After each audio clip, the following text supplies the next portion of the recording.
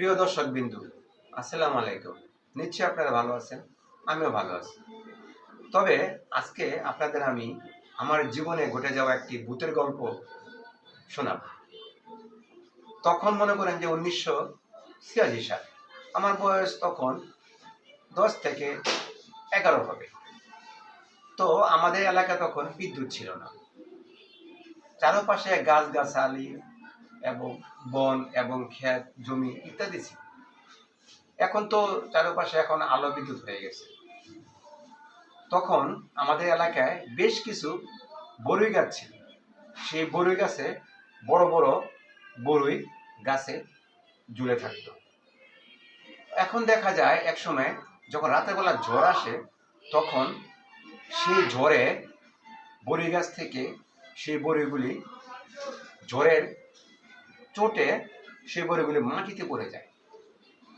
তখন আমরা ছোট বয়স, অনেকে আমাদের গ্রামের বন্ধু বান্ধব এবং বান্ধবীরা কি করতো, রাতের বেলা সেই ঝড়ের সময় বড়ি কুড়াতে যেত। তো আমি কি করলাম, একদিন রাতের বেলা প্রচণ্ডভাবে একটা ঝড় আসছে। ঝড় আসার পর তখন রাত আনুমানিক ৩টা থেকে ৪টা হবে। তো ঝড় আসার পর দেখা যায়, আমি ভাবলাম যে না, আজকে তো প্রচণ্ডভাবে ঝড় হয়েছে, আজকে যদি আমি সবার আগে যেতে পারি, তাহলে যে বড়ই গাছগুলি আছে, ২-৪টা বড়ই গাছের নিচে যদি যেতে পারি, তাহলে অনেক বড়ই মনে হয় গাছের নিচে পড়ে থাকে, সেগুলি আমি সবার আগে কুড়িয়ে নিয়ে আসতে পারবো। তো আমি কি করলাম, তো কারেন্ট তো নাই, এখন টাইম দেখারও ঘড়ি নেই। আমি মনে করলাম যে আজান মনে হয়ে গেছে। এখন ৪ দিন রাত ছিল, তো ৪ দিন রাত যখন ছিল, তখন দেখা যায় মনে হয় যে সকাল হয়ে গেছে, এমন ভাবতেছি, কিন্তু আসলে সকাল হয়নি। তো আমি কি করলাম, একটা কফি বা কফি কি করলাম, বড় করে রেশা দিয়ে জ্বালিয়ে আমি আমার বাপ মাকে না বলে একাই আমি রওনা দিলাম। যখন রওনা দিলাম, একটি গাছের নিচে আমি তখন সবার আগে, ফজরের আজানও হয়নি, তেমন সময়ে আমি মনে করেছি আজান হয়ে গেছে, এখন ৪ দিন রাত, হ্যাঁ আজান হয়ে গেছে, সবাই মনে হয় বুড়ি কুড়িয়ে নিয়ে যাবে, দেখছে বলে সবার আগে আমি যাই। তখন গাছের নিচে যখন আমি গেলাম, দেখলাম কফি জ্বালিয়ে অনেকগুলি, অনেক এত বড়ই পড়ে আছে, যেমন লাগে একেবারে বিছিয়ে আছে বড়ইগুলি। তখন আমি কি করলাম, একবারে মানে আমি মনে করছি অনেক লোক আইসা পড়বে, অথবা আমার বন্ধু বান্ধব অথবা আমার বান্ধবীরা সবাই মনে করেন যে এরকম জ্বর আসলে বড়ি করায়। তা আমি ভাবলাম যে তারা সবাই বড়ই নিয়ে যাবে। তা আমি কি করলাম, লুঙ্গির, যে কোচর থাকে লুঙ্গির ভিতরে কি করলাম, আমি ২ হাতে আমি কুড়াতে থাকলাম। যখন আমার লুঙ্গি ভরে গেল, তখন গাছের ভিতরে একটা ঝাঁকুনি আমি শুনতে পাইতেছি। কিন্তু একটা বিষয় আমি লক্ষ্য করলাম যে ঝাঁকুনি কেন, এখন তো বাতাস নেই, জ্বর তো হয়ে গেছে আরো ২ থেকে ২.৫ ঘন্টা আগে, এখন তো বাতাস নেই, এই বড়ি গাছ থেকে ঝাঁকুনিটা কিসের আসতেছে? তখন আমার শরীরের এই পশমগুলি খাড়ায় যেতেছে আস্তে আস্তে, একটা ভয় লাগতেছে, ব্যাপার কি, আমি কি তাহলে আজানের আগে এসে বললাম? তখন উপরের দিকে তাকাই দেখি আমি যে বড়ি গাছটা যে ঝাঁকুনি, এমন ঝাঁকুনির চোটে অনেক বড়ি আরো পড়তে শুরু করলো। তাই আমি মনে করলাম যে হয়তো বা বাতাস আসতেছে, কিন্তু আমি একটু দূরে তাকাই দেখি যে বড়ি গাছটি ঝাঁকতেছে, বড়ি গাছটি একটা ঝাঁকুনি দিতেছে, কিন্তু আশেপাশে কোনো গাছগাছালি, কোনো সারা অথবা ঝাঁকুনি অথবা বাতাস দেখতেছি না। দেখুন উপরের দিকে আমি আবার তাকালাম, তাকানোর পরে আমার একটা ভয় ভয় লাগতেছে। তখন আমার তো বয়স এই ১১-১২, তো তখন তো বাল্যকাল, তখন এত কিছু বুঝার আমার জ্ঞান ছিল না যে ভূত অথবা জিন, এরকম আমার কোনো মাথায় ছিল না। তো আমি কি করলাম, তো আমার ধ্যান মতন আমি কি করলাম, আবার বড়ি কুড়াতে থাকলাম। তো তারপর কিছুক্ষণ পর আমি দেখলাম উপর থেকে বড় বড় ইটের চাকা পড়তেছে, আমার সামনে পড়ে, আমার পিছনে পড়ে, আর একটু সামনে পড়ে, বড় বড় ইটের চাকা। তো আমি তো তখন আতঙ্কিত হয়ে গেলাম, হ্যাঁ এ কি, কিছুক্ষণ আগে দেখলাম বড়ি গাছ একটা ঝাঁকুনিতে বড়ি পড়তেছে, কিন্তু আশেপাশে কোনো বাতাস নেই, কোনো গাছগাছালি নড়তেছে না। কিন্তু এই এখন আবার এত বড় বড় ইটের চাকা পড়তেছে, কারণ দেখি। তো আমি কি করলাম, ভয়ে একটা চিৎকার দিলাম, আমি কে আছো, বাঁচাও বাঁচাও। তখনই মানে আশেপাশের লোক তো সবাই ঘুমিয়ে আছে, কারণ গ্রাম অঞ্চল, মানে অতি তাড়াতাড়ি ঘুম থেকে কেউ জেগে ওঠে না, কারণ অনেক কৃষকরা কাজ করে সারাদিন জমিতে ফসল ফলায়, নৌকা মাঝি চালায়, তারা অনেক পরিশ্রম করে, কঠোর পরিশ্রম করার পর পুরুষরা ঘুমিয়ে পড়ে এবং মহিলারা যারা থাকে তারাও কৃষকের যে ধান সেগুলি তারা নেয়, অনেক কাজ করে, তারা হোটেল ঘুমিয়ে থাকে। কিন্তু আমি অনেক চিৎকার করতাম থাকলাম, আমি ভয়ে, মানে আমি কোন দিকে যাব, কি সামনে যাব না পিছনে যাব। কিন্তু তখন আমার মাথায় স্মরণ আসলো, হ্যাঁ হ্যাঁ সম্ভবত ভূত, এরকম হইতে পারে। আমার মনে হয় যে জিন ভূতের যে কোনো এইটা আমাকে শেষ করার জন্য এরকম করতেছে। তো আমি তখন কি করব, আমার ভয়ে মানে আমার শরীর মানে থর থর থর থর করে কাঁপতেছে, মানে আমার মাথা মানে কোনো কাজ করতেছে না। আমি কি পিছনে যাব, তো ভূত তো আমার পিছনে দৌড়াবে, সামনে গেলে তো সামনের দিকে দৌড় দিলে তো সামনের দিকে আমার ভূত যাবে। তো আমি কি করলাম, আমার ভয়ে আমার মানে শরীর কাঁপতেছে। কাপড় নিয়ে পরে দেখা যায় বড়ি যেগুলি আমি নিয়েছিলাম প্রচুর উপরে, হ্যাঁ সবগুলি ভয়ে আমার সবগুলি বড়ই মানে নিচে পড়ে গেল। তো আমি চিৎকার করতে থাকলাম, আমি ভয়ে আমি কোনো দিকে যেতেছি না। তা আমি কি করলাম, ওই বড়ি গাছ ধরে মানে চোখ বন্ধ করে চিৎকার করতে থাকছি, বাঁচাও বাঁচাও, কে আছো কোথাও, বাঁচাও বাঁচাও, ভূত ভূত ভূত বলে চিৎকার করতে থাকলাম। তো আশেপাশে তো আমি আর কেউ দেখতেছি না। এমন সময় দেখা যায় যে আবারও গাছের একটা ঝাঁকুনি যায়, এই বড় বড় ইটা পড়তেছে। তখন আমি কি করলাম, মানে ওইখান থেকে এই কোন রকম একটা দৌড় দিয়ে একটা কোনামিতে গিয়ে বসে থাকলাম ভয়ে, মানে কাঁপতেছি আমি। আমার যেমন লাগে আমার ওই মানে একটা এই মানে আমার প্রাণটা হারিয়ে যাবে, এরকম একটা ভয় আতঙ্ক সৃষ্টি হয়ে গেল।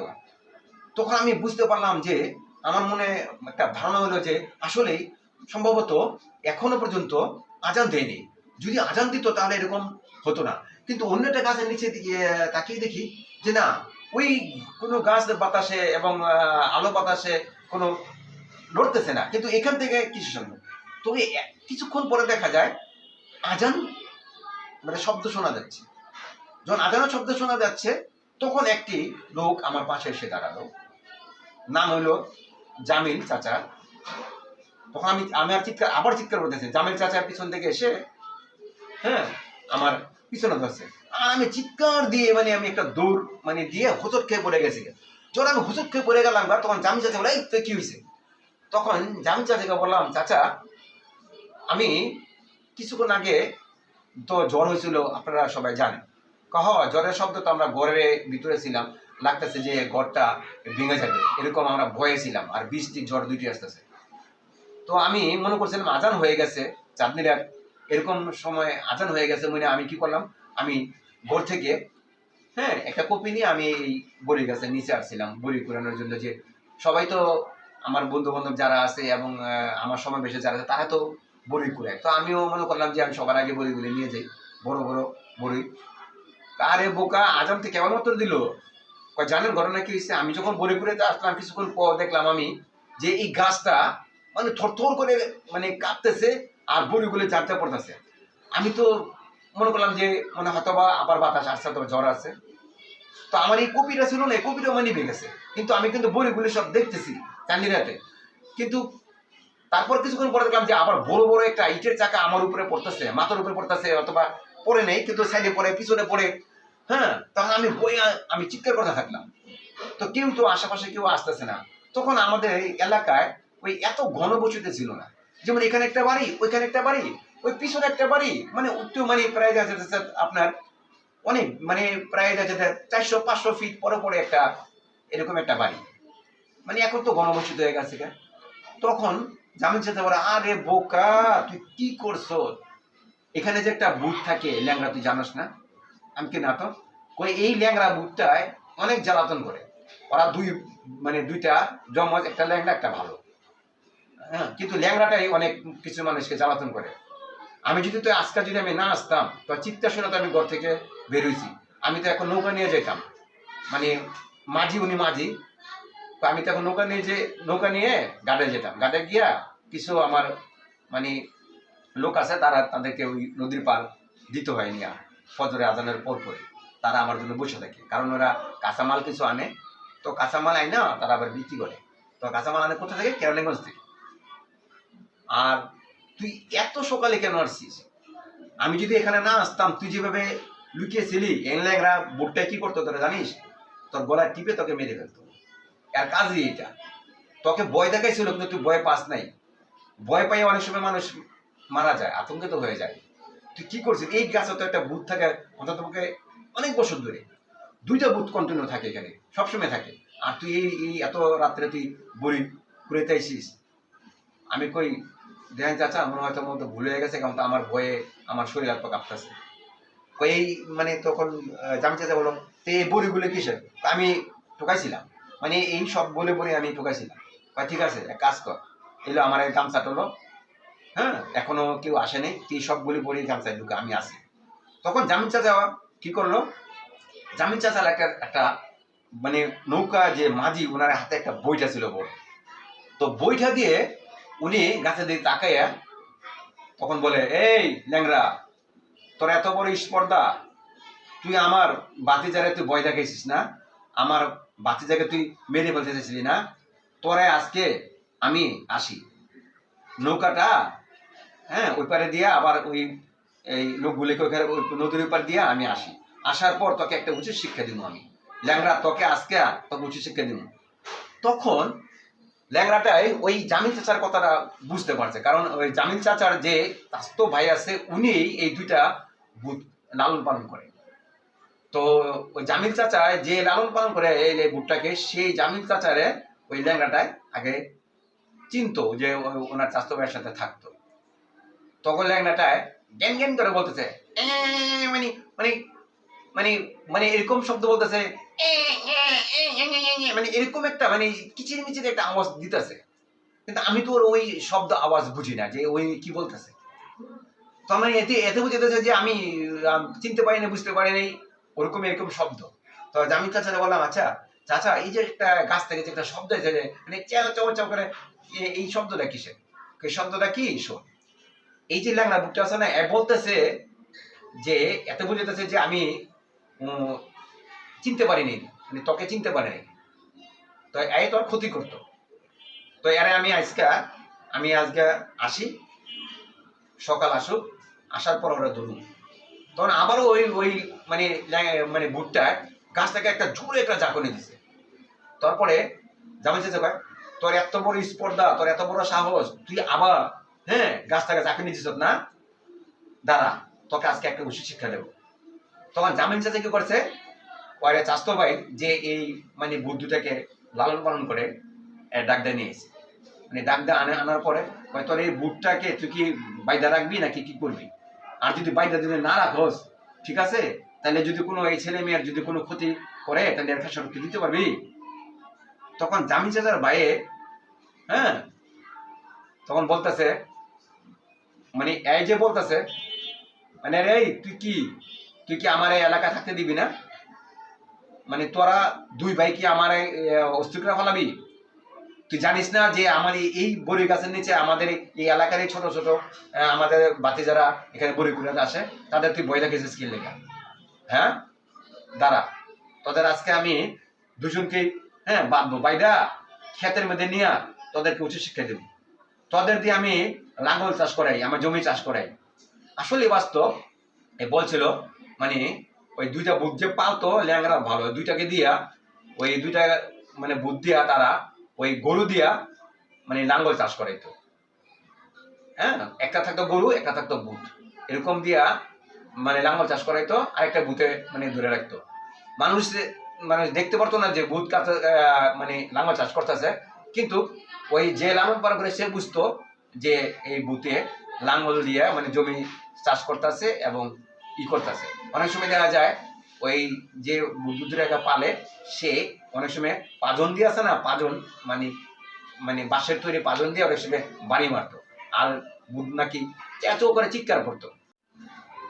তখন তখন জামিল সাহেব বলে, এই বোকা, তুই কি জানিস না যে এই এখানে 2টা বুধ এই লালন পালন করে? তো তা আমরাও অনেক সময় শুনতাম যে এখানে দুইটা ভূত আছে, কিন্তু আমি যে ছোট বয়স তো ভুলে গেছি আর কি, যে ওনারা নাকি জমিতে হাল চাষ করে তো এই ভূত দিয়ে। তো সেটা আমি ভুলে গেছিলাম। তো ভুলে গিয়ে আমার ওইটা স্মরণ ছিল না। ওই জায়গা বড়ই, মানে বড়ই একটা লোক যে জ্বর হয়েছে, আমি বড়িপুরেতে যাবো, বড়ি গিয়ে ওখান থেকে আনবো, আনার পর যে আমি কিভাবে সবার আগে বড়ি নিয়ে বাড়িতে আসবো, বাপ্পাকে এনে দিব, যে বাপ্পারা খুশি হইব। বাপ্পাকে খুশি করার দায়িত্ব তো আগে সন্তানদের ছিল, এখন তো বাপ্পাকে খুশি করার দায়িত্ব সন্তানদের নাই। সন্তানরা কি করে, যার জন্য চলাফেরা করে, আগের মতন আর ওই বাপ মাকে ভালোবাসার মতো সন্তান নেই। আগে দেখছি আমরা যখন ছোট ছিলাম, বাপ্পাকে কোনো কিছু এনে দিলে বাপ মারা অনেক খুশি হতো। হ্যাঁ, তুই এটা আনিসিস, ও খুব সুন্দর, মজা হইতো, ভালো হইতো। তো এরকম তারপরে তখন যে জামিল চাচার যে বন্ধু, তার নাম ছিল আব্দুল হক। তো উনি বলতেছে যে আব্দুল হক চাচা বলতেছে, আর কোনো সময় এই ফজরের আজানের আগে আসবি না, আজকে বলে দিলাম, আমি ওদেরকে শিক্ষা দেব, শাস্তি দেব। তখন আমি বললাম, চাচা আমি তো শুনছি মানুষের মুখে যে আপনারা নাকি এই ভূত দিয়ে হাল চাষ করেন এবং জমিতে ফসল ফলান, এটা কি আসলেই বাস্তব? কয় ঠিক আছে, বাস্তব না সত্য, তোকে কাল রাত্রে আমি 11টার দিকে তোরা আমি বাসা থেকে রেখে আনবো, এবং তোর বন্ধু বান্ধব কিছু নিয়ে আসবি, সাথে করে নিয়ে আসবি, তোকে দেখাম, বাস্তব তারা দেখতে পারবি। তখন আমার বন্ধু বান্ধব কিছু ছিল, তাদেরকে বললাম আজকে না আব্দুল হক চাচা আছে না, আর জামিল চাচা দুজনে মিলে নাকি ওই ভূত দিয়া লাঙ্গল চাষ করে। হ্যাঁ, আমরা তো সবাই জামু, আসলে বাস্তব কিনা দেখতে হইব জিনিসটা। তখন আমার বন্ধুরা বলে ঠিক আছে জামু। তো প্রায় আমরা 8-10 জন কি করলাম, আমরা আগে গিয়া ওই মানে জমিতে দাঁড়িয়ে আছি, মানে এক পর্যায়ে বসে আছি। তো বসে যখন আসি, তখন এই আব্দুল হক চাচা আর লোকে না জামিল চাচা, ওরা কি করলো, আসছে, মানে গরু মরু কিছুই নেই, আসছে। আসার পরে শুধুমাত্র একটা ওই লাঙ্গল নিয়ে আসছে আর একটা মই নিয়ে আসছে। তখন আমাদের বলতেছে, এই দেখ এই লাঙ্গলটা আর মইটা কি এমনি এমনি চলবো? আমি কিভাবে, দেখিস, তোরে দেখাই। আমি লাঙ্গলটা রাখলো, আর এমন সময় দুইটা লাঙ্গলটা উপরের দিকে উঠে গেল গা, আর মইটা নিচে দিয়ে নেমে গেল গা। ওই মানে দুইটা বুথে দুইভাবে ধরছে। আর ওই আব্দুল হক চাচা যেটা ছিল, উনি কি করলো, পাঁচজন দেখা, হুর হুর হুর হুর, যা যা যা যা যা যা যা, অটোমেটিক ভাবে মানে মানে লাঙ্গল চলতেছে, মই চলতেছে, মানে জমিগুলি কি হইতেছে, খনন হয়ে যেতেছে গা, মানে চাষের উপযোগ হয়ে যেতেছে গা, মানে জমিগুলি মানে খুব সুন্দরভাবে মানে লাঙ্গল চাষ হইতেছে, মানে মানে এত বড় জমিটা ক্ষণিকের ভিতরেই মানে চাষাবাদ যোগ্য হয়ে গেল। আমরা দেখে তো অবাক। তখন তারপরে আমরা ওখান থেকে চলে আসলাম, আমাদের তখন বয়স হলে নড়াতে ছিল। তো এই যে গল্পটা আজও আমার মনে পড়লে আমার শরীরটা এখনো শিউরে উঠে। আসলে বাস্তব কথা বলতে কি, ভূত জিন আছে এবং ফিরিস্তাও আছে, ভূত জিন আছে, কিন্তু ভূত জিন এখন ঢাকা শহরের ভিতরে অনেকটাই কম, কারণ জনবসতি হয়ে গেছে, ঘর বাড়ি দালান কোঠা হয়ে গেছে, বিদ্যুৎ চলে এসেছে, এগুলির কারণে হয়তো বা এই ভূতেরা এখন আর বেশি স্বাধীনভাবে চলাফেরা করতে না। কিন্তু গ্রাম অঞ্চলে এখনো ভূতের আসর, ভূতের আওয়াজ, শব্দ আছে। তবে আমি ওই দিনকার যে ঘটনাটা, যে আমি ভয় পাইছি, ভয় পাওয়ার পর তখন আমি সকালবেলা যখন আমি মানে ওই বড়ই কুড়িয়ে নিয়ে আসলাম, আমার মা বাবাকে বললাম, তারা কি করলো, এক কবিরাজ সে নিয়ে গেল। নিয়ে যাওয়ার পরে তারা ওই কবিরাজে দেখলো না আসর করে নাই, যিনি আসর করে নাই, তবে একটা তাবিজ আমাকে দিল, গলায় আমি ঝুলিয়ে রাখলাম, আমাকে ঝাড়ফুঁক করে দিল, কোনো সমস্যা নাই, এখন থেকে কোনো সমস্যা নাই। আর এই যদি তাবিজ পরে ভূতের সামনেও যায়, ভূতও আসতে পারবো না। আমি এমন একটা, আমি তাকে আপনার ছেলেকে তাবিজ দিয়ে দিলাম, ভয় পাওয়ার কিছুই নেই।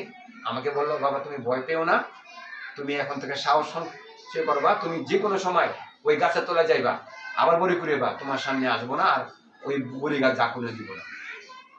হ্যাঁ, তারপর আমি আমার বাপ মাকে আমি বললাম যে আমি আর বড়ি কুড়িতে যাবো না, হ্যাঁ, এখন থেকে আমি আর এগুলি আর যাব না।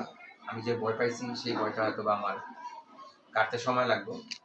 তো আমার বাপ্পা কি করলো, মানে যখন আমি বসলাম তখনই দেখা গেছে যে আমার বাপ্পা ওই দায়ের আগায় লবণ দিয়ে, মানে আমাদের চৌচলা ঘর ছিল, তো চৌচলা ঘরের পাশে গিয়া দায়ের আগা 3 বার করে লবণ আমার খাওয়াই দিছে। খাওয়া দাওয়ানোর পরে কি আসলে কি মনের একটা যে ভয়, সেই ভয়টা তো কাটতেছে না যে ভয়টা পাইছি।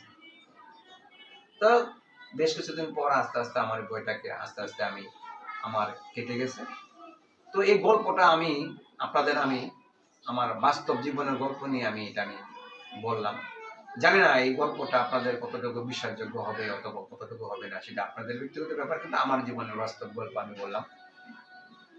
তবে যদি আমার গল্পটা ভালো লেগে থাকে এবং বিশ্বাস করেন এই গল্পটা আমি সত্যি বলেছি, এখনো সেই ল্যাংড়া বুটে এখনো একটা আছে আর একটা চলে গেছে। এখনো আজ অব্দি বর্তমান যে সময় প্রায় তো 35 বছর হয়ে গেছে অথবা 30-32 বছর হয়ে গেছে, এখনো এই ল্যাংড়া বুটটা এখনো আছে, কাউকে কোনো ক্ষতি করে না। তো যাক, আপনারা ভালো থাকেন, সুস্থ থাকুন। পরবর্তীতে নতুন একটা আমি ভূতের আমার অভিজ্ঞতা নিয়ে অথবা আমার ঘটে যাওয়া আরো কিছু ঘটনা এরকম গ্রামাঞ্চলে ছিল আমি আপনাদেরকে শোনাবো। আল্লাহ হাফেজ, সুস্থ থাকেন, ভালো থাকেন। এই বলে আমি আজকের মধ্যে বিদায় নিচ্ছি। সালাম আলাইকুম।